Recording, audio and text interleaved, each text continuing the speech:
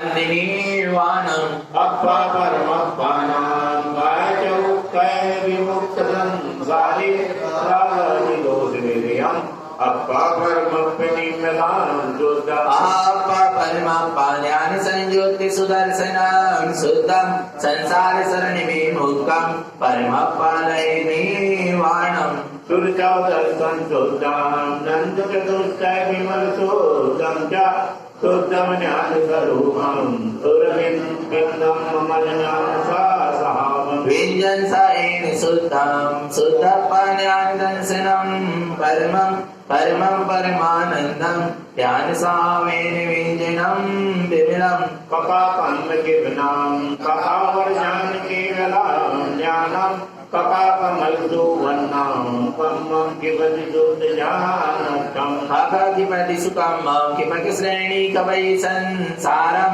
विद्यापुण्यानि विपिनम् आप्तस्वरूपं च ज्ञानशेखरम् गवावमनसावां ज्ञानं ज्ञानं च अप्ययं विमलं तिष्ठन्ति शयनमूलं व्यक्तरूपेण भावना निश्चलकायकं विमुक्तं घनयसमुखं विनिन्दल्यं गन्धाय घनज्ञानध्यान शुद्धं शुद्धस्वरूपं च शुद्धमापानम्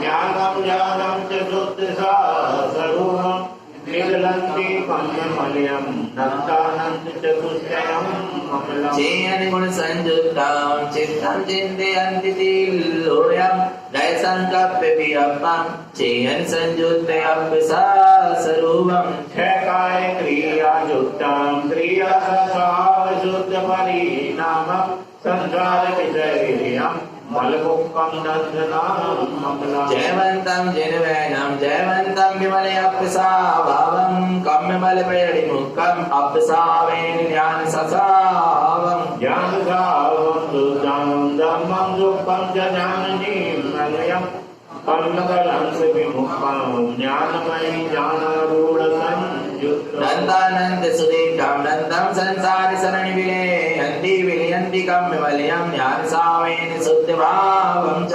शङ्कोटिकीर्णमम्लं मत्संसारसरणिविलयं च अप्पसावसुतिक्तं निर्तिक्तं सञ्चितोरुवम् ध्यानं जानं जायति जायति शुद्धं च मलज्ञानस्य जायन्ति शुद्धभावं कम्यमले तिक्तसंसारे दण्डपहाडं दिष्टं विमलदर्शनं शुद्धं विद्याधरावविलियं संसारे तजन्ति मोहन्नम् अपरमप्पा ज्ञानं ज्ञानस्वरूपं च अप्पसाभावं विकाकसाय विधियम् अप्पा परमप्पे भावना शुद्धं नानाप्रकारविद्धं ज्ञानं ज्ञानेन शुद्धपरिणिति ज्ञानेन ज्ञानशुद्धं ज्ञानभावेन शुद्धसाधभावम् तरन्ति शुद्धभावं दिक्तं दीवावशैलमीक्षन्तम् अप्पा परुपीक्षन्तो तरन्ति संसारसायरे घोरे ध्यानं च शुद्धज्ञानं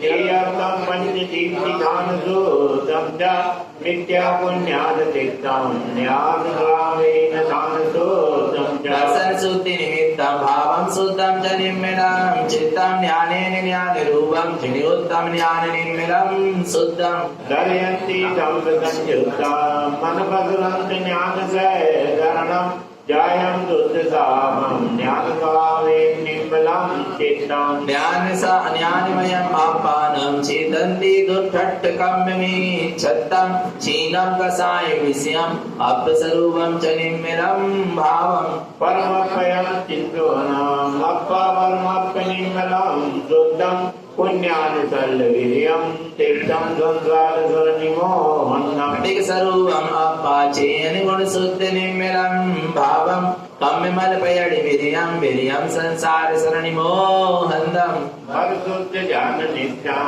ब्रह्मं चरणम् अवमतीर्थं च तीर्थमय शुद्ध भावं च भावना भद्रं मनोहि शुद्धं भद्रं जाति च निर्मलं शुद्धं संसार विगत रूपम् अप्पसावं च निर्मलं ध्यानम् मम आत्मा शुद्धानां शुद्धपज्ञानदङ्गन्तामग्गम् रावादिदोषरहितं ज्ञानभावेन शुद्धसाभावम् जयकारं जयवन्तं नित्यं जयवन्तो शुद्धि निर्मलं भावं मिच्छत्तरागमुक्तं ज्ञानसावेन निर्मलं चित्तं त्रयञ्चयुक्तम् अपहर्मपनिर्मलं शुद्धं मयमानमित्यविर्यं संसारे तरन्ति निर्मलं भावम् लङ्कृतज्ञानसावं पुण्यानं विजन्ति शैलमीच्छातं परमानन्दस्वरूपं ज्ञानमयं परं भावशुद्धिये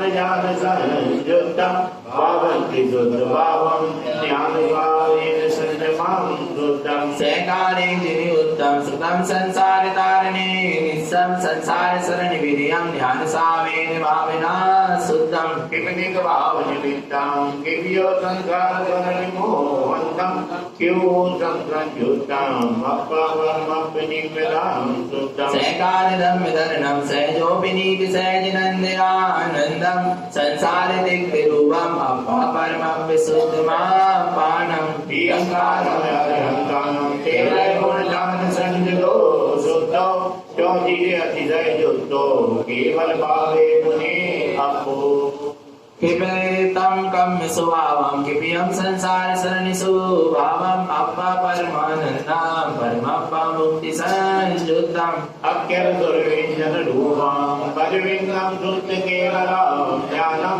ज्ञानस्वरूपम् अपानं लहन्ति देखो अक्षर स्वर और व्यंजन ये जिनवाणी है, पर किसके द्वारा कहे गए? जिनेन्द्र परमात्मा के द्वारा। जितना भी शुद्ध ज्ञान है अक्षर स्वर और व्यंजन और अक्षर ज्ञान उत्पन्नम, अक्षर ज्ञान ही ज्ञान को उत्पन्न करने में सहायक है। जितने भी आचार हुए, आचार भूतबली जी, पुष्पदंत जी से लेकर आचार धारण स्वामी तक जितने भी आचार्यों ने ग्रंथों की क्या करी, रचना करी, उन ग्रंथों में जीवों को आत्मा शुद्धात्मा या चारों अनियोग को समझाने के लिए उन्होंने क्या किया? अक्षर स्वर व्यंजन लिखे। किसी भी आचार्य ने अपने ग्रंथों में चित्र के द्वारा नहीं समझाया वस्तु स्वरूप। बताओ आप, एक तो पंडित विद्वानों ने आजकल चित्र बना के समझा रहे, पर किसी भी आचार्य ने क्या नहीं किया? चित्र के द्वारा नहीं समझाया, जिसमें गोमनसार, जीवकांड, कर्मकांड, बड़े बड़े क्या ग्रंथ, करणानी योग, जबकि करणानी योग का विषय जैन गणित है, समझो आप। उसको उसने तीनों लोक का वर्णन, पर उसको भी चित्र के द्वारा नहीं समझाया। भगवान आत्मा तत्वार सूत्र में तीनों लोक की व्याख्या है, 7 तत्व की व्याख्या है। भगवान आत्मा समझ में, पर कहीं से कहीं तक जितने भी, और आज आदिनाथ स्वामी की जो पुत्री थी राजा ऋषभदेव की, उन पुत्रियों को भी जब उन्होंने सबसे पहले ज्ञान का अर्जन कराया है, ज्ञान दिया, तो किसके द्वारा दिया? किसके द्वारा दिया? अंक विद्या और अक्षर विद्या सबसे पहले उन्होंने ब्राह्मणी और शूद्री को सिखाई। कौन सी विद्या? अंक विद्या और अक्षर विद्या के द्वारा ही ज्ञान अर्जन कराया, चित्रों के द्वारा नहीं गए। भगवान के समोसरण में वाणी के द्वारा ही, अक्षर स्वर व्यंजन के द्वारा ही गणधर परमात्मा क्या करते हैं? जगत के जीवों को उपदेश। वहां भी चित्रों के द्वारा कोई ज्ञान अर्जन की व्यवस्था नहीं। ये शाश्वत परंपरा है श्रुत की, ज्ञान अर्जन की, अक्षर स्वर और व्यंजन। इसलिए अक्षर स्वर व्यंजन को गुरु महाराज ने बहुत विशेष रूप से कहा। आ रहा समझ में? इसलिए जिन धर्म की पहचान चित्र से नहीं, चारित्र से है। आ रहा भगवान आत्मा समझ में? नहीं आ रहा समझ में? यदि चित्रों के द्वारा ज्ञान होता तो आचार्य कुंदकोल, निरुद्धदेव, भूतबली, पुष्पदंत, ये बड़े बड़े आचार्य इतनी भूल नहीं करते। चित्रों के द्वारा समझाते, उस समय भी हस्तकला, चित्रकला सब चलती थी। आ रहा भगवान आत्मा, पर नहीं, इसके द्वारा समझाया अक्षर स्वर और व्यंजन, यही परंपरा है। आ रहा है। और उदाहरणपन की तो फिर और विशुद्ध परंपरा है, जहां पर चित्र वाला कोई काम ही नहीं। आया नहीं आया समझ में भगवान आत्मा? बड़ा अद्भुत मार्ग है, पर हम इस बात को समझ नहीं पा रहे, भटक जाते हैं और दूसरे जीवों को भी अपन भटका देते हैं। भटकाने में निमित्त अब कई ऐसे तत्व हैं जैन सिद्धांत में, आप बताओ। अच्छा, जीव द्रव्य को कैसे चित्र के द्वारा समझाओ? बोलो। अच्छा, धर्म अधर्म आकाश काल द्रव्य को कैसे चित्र के द्वारा समझाओ? बोलो ना। अच्छा, नरक गति को कैसे चित्र के द्वारा समझाओ? आपने नरक जाकर देखा कि कैसे वो थे, नारकी कैसे होते हैं? तुमने काले कलूटे से छोटे मोटे बड़े और अपने हिसाब से मार काट करते हुए चित्र बना दिए, माने तुमने कल्पना करके बनाए।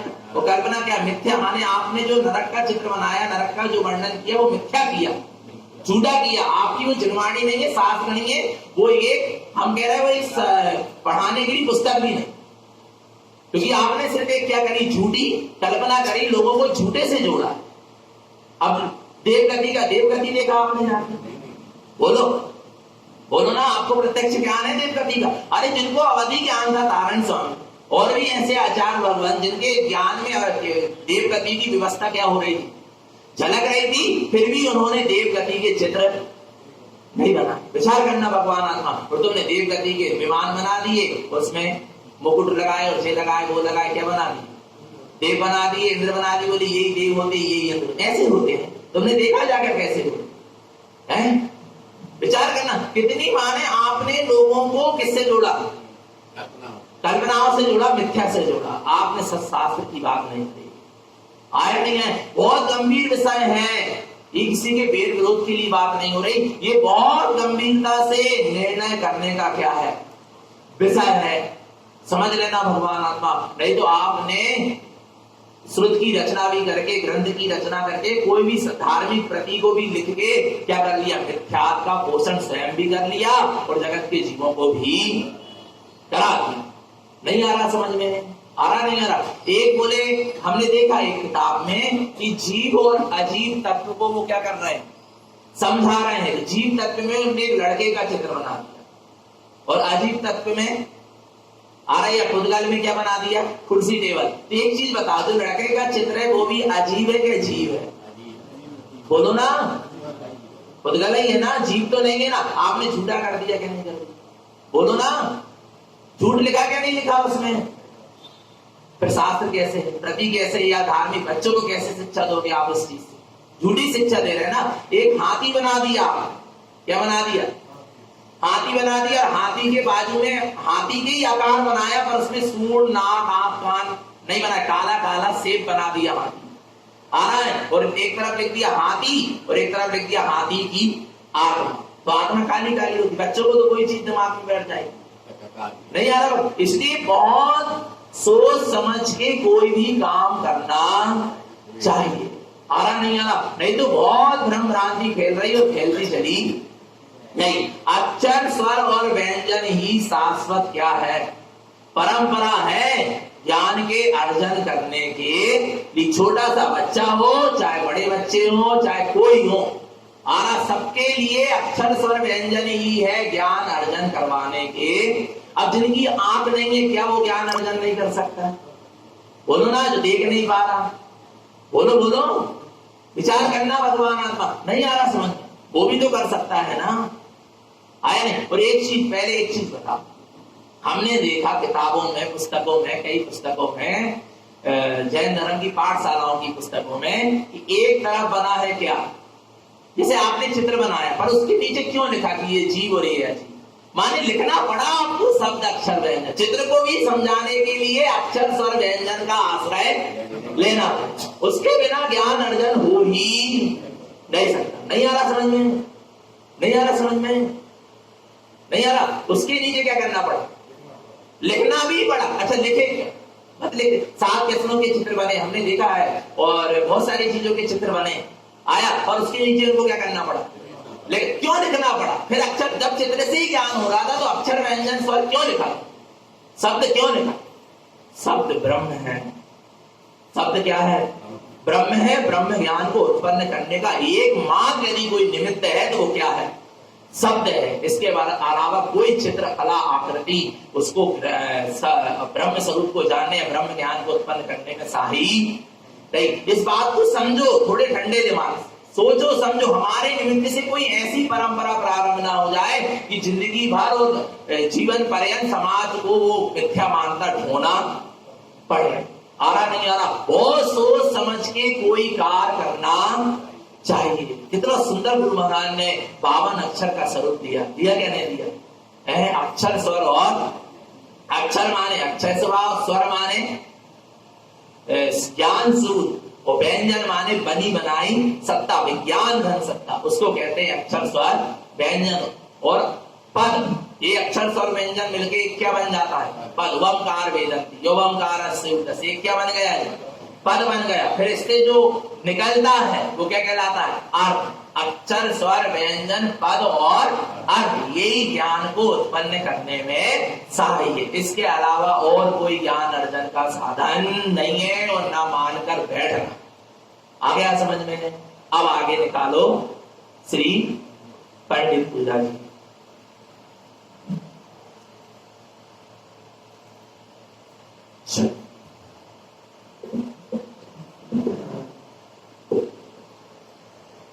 बंद स्मरण करेंगे। 28 नंबर प्रश्न निकालने।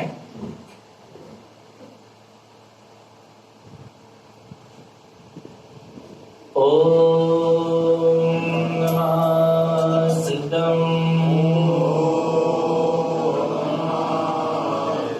ओम नमः सिद्धम,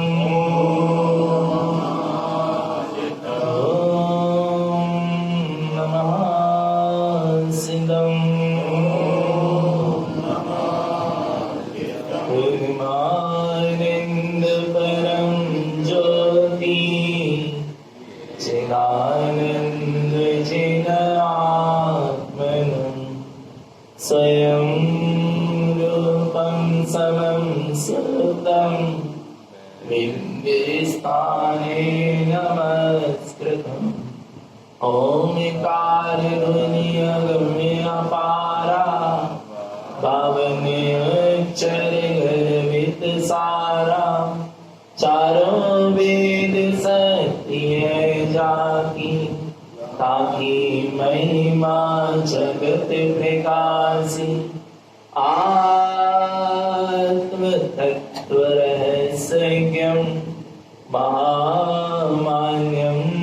जगद्गुरुं, प्रचंड धर्म शूलिंतं, वंदे श्री गुरुतारिणं, वंदे श्री गुरुतारिणं।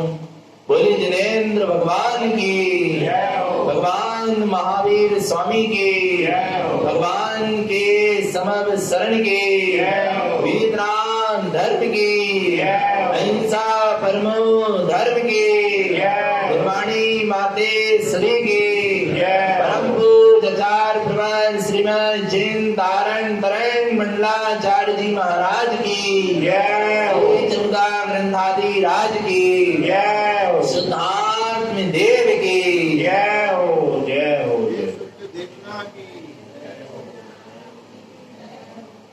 परम आराध्य मां जन्माणी सदगुरु तारण स्वामी जिनैन परमात्मा की अमृत झरती शुद्ध जिन देशना। सदगुरु देव हम जगत के जीवों को अपनी निज आत्मा का सत्स्वरूप दर्शा रहे हैं। श्री पंडित पूजा जी ग्रंथ में ज्ञानी आत्मार्थी सम्यक दृष्टि किस तरह अपने इष्ट देव की पूजा आराधना वंदना उपासना करता है, उसका स्वरूप यहाँ चल रहा है। कौन है देव, कौन है गुरु और कौन है शास्त्र? जो ज्ञानमयी चेतना है वही देव है, जो ज्ञानमयी अंतर आत्मा है वही गुरु है, और जो अनंत ज्ञान से परिपूर्ण आत्म स्वभाव है वही सच्चा शास्त्र है। ज्ञानी सम्यक दृष्टि ज्ञानमयी देव की, ज्ञानमयी गुरु की और ज्ञानमयी शास्त्र की आराधना करता है। और भगवान आत्मा ऐसे अपने ज्ञानमयी स्वभाव के वेदन के साथ वह मोक्ष मार्ग में आगे बढ़ता है। अब अपने इष्ट देव की हमको आराधना करना है। किसकी आराधना करना है? पंडितो पूज गुण पूजते। पंडित किसकी पूजा करता है? गुणों की पूजा करता है। कौन से गुणों की और कौन के गुणों की? ममात्मा गुणम शुद्धम। किसके गुणों की? अपने निज आत्म स्वभाव के गुणों की ही क्या करता है? पूजा करता है ममात्मा गुणम सुरम। आ रहा है अपने निज आत्मा के गुणों की ही पूजा है। आ रहा है अर्थात आत्मा के गुणों की पूजा का मतलब क्या है? गुणों का वेदन करना, गुणों में आचरण करना, उसका नाम पूजा है। और मैं किसी दूसरे के गुण में कैसे आचरण कर सकता हूँ? नहीं आ रहा। मैं महावीर स्वामी के गुणों में आचरण कर सकता हूँ? मैं नारायण स्वामी के गुणों में आचरण कर सकता हूँ? नहीं। मैं अपने ही आत्मा के गुणों में क्या कर सकता हूँ? और पंडितों गुण पूजते, गुणों में आचरण करना ही ज्ञानी पंडित की पूजा है। तो महावीर स्वामी के गुणों में मैं आचरण नहीं कर सकता। हाँ, उनसे एक शिक्षा ले सकता हूँ कि जैसे आप अपने गुणों में आचरण कर रहे हैं, ऐसे मैं भी अपने गुणों में आचरण करूं। तब मेरी सच्ची क्या होगी? महावीर की पूजा हो पाएगी। महावीर के समान अपने निज आत्मा के गुणों में हम आंशिक भी आचरण करें, थोड़ा भी आचरण करें, तो हमारी क्या होगी? वास्तविक पूजा होगी। और नहीं तो अभी पूजा नहीं हो रही। आंशिक आचरण भी हो जाए। महावीर अपने आत्मा के गुणों में पूर्ण रूप से आचरण कर चुके। तारण तरण देव भगवान भावलिंगी वीतरागी साधु पंच परमेश्वरी अपने गुणों में क्या कर रहे हैं? आचरण कर रहे हैं। महावीर कर चुके, सिद्ध कर चुके अपने गुणों में आचरण। उनके जैसे हम भी अपने निज आत्मा के गुणों में आंशिक आचरण भी करें। वे पूर्ण आचरण कर रहे हैं, वे पूर्ण आचरण कर चुके। हम थोड़ा सा भी अपने आत्मिक गुणों में आचरण करें तो वास्तव में पंच परमेश्वरी की, तीर्थंकरों की, आचार भगवंतों की क्या होगी? पूजा होगी। और अपने आत्मा की भी पूजा होगी। नहीं यार, एक ने शुद्ध आत्मा के गुणों में आचरण करने से अपने स्वभाव की भी पूजा हुई, अर्थात पूर्णता की ओर हम आगे बढ़ रहे हैं। उसका नाम पूजा है। पूर्णता की ओर आगे बढ़े तो पूजा है। और अधूरे के अधूरे रह जाएं, आ रहा नहीं आ रहा भगवान आत्मा, दीनहीन रह जाएं, उसका नाम पूजा। जो पूर्णता की उपलब्धि करा दे उसका नाम क्या है? पूजा है। और पूजा करने के लिए पूजा नहीं होती। नहीं आ रहा। नाव में बैठने के लिए नाव में नहीं बैठते। काय के लिए बैठते हो?